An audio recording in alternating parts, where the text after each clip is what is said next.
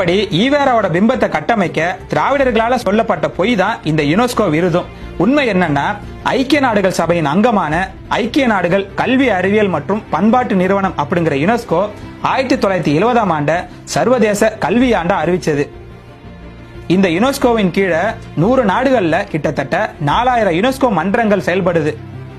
ஆனா இந்த மன்றத்தோட செயல்பாட்டிற்கும் யுனெஸ்கோவிற்கும் எந்தவித சம்மந்தமும் கிடையாது அப்படின்னு யுனெஸ்கோட இணையதளத்திலே குறிப்பிட்டிருக்காங்க.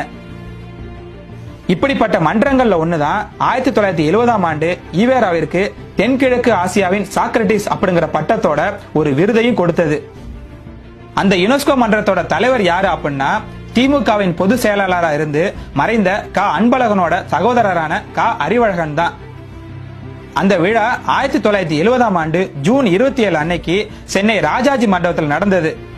அதுல அன்றைய தமிழக முதல்வராக இருந்த மு கருணாநிதி, மத்திய பெட்ரோலியத்துறை அமைச்சராக இருந்த திரிகுணசென் போன்றவங்களும் கலந்துகிட்டாங்க.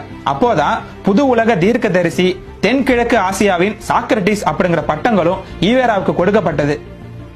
அதாவது அந்த விருதை கொடுத்தவரே திமுகவை சேர்ந்த அன்பழகனோட சகோதரர் தான்.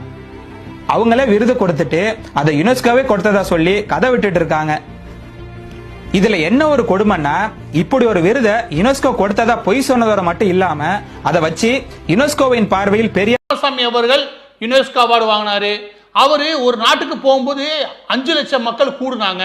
அதுக்கப்புறம் அந்த உலகம் இருக்கு பாருங்க, அவங்க ஒரு பாராட்டு விழா வச்சாங்க. இவங்க பட்டம் கொடுத்தாங்க. தந்தை பெரியார் அழைக்கப்பட்டாங்க. அதுக்கப்புறம் வைக்கம் வீரன்னு பட்டம் கொடுத்தாங்க. இது எல்லாமே கப்சா கதை.